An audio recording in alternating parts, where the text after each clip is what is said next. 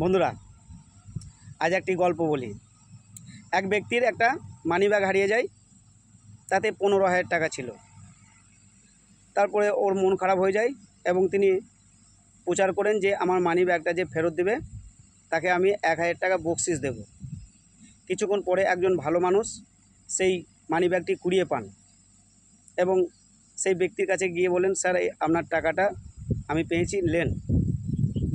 তখন সেই মালিকটি টাকাটি পাওয়ার পরে পুরস্কার তো দূরের কথা, তাকে বলে এখানে 16,000 টাকা ছিল, তুমি 1,000 টাকা আগেই নিয়ে নিয়েছো। তখন সে বলে, না আমি সেই টাকা নিই নাই। কিছু তর্কাতর্কি হতে হতে ব্যাপারটি কোর্ট পর্যন্ত গড়িয়ে যায়। কোর্টে গিয়ে বিচারকের কাছে সব কিছু বলা হয়। তখন বিচারক আসল মালিককে বলে, আপনি কি নিশ্চিত যে আপনার মানিব্যাগে 16,000 টাকা ছিল? তখন সে বলে, হ্যাঁ আমি নিশ্চিত আমার ব্যাগে 16,000 টাকা ছিল। তখন যে কুড়িয়ে পায় তাকেও জিজ্ঞেস করা হলো যে আপনি কি নিশ্চিত যে আপনার এই মানিব্যাগে 15,000 টাকা ছিল?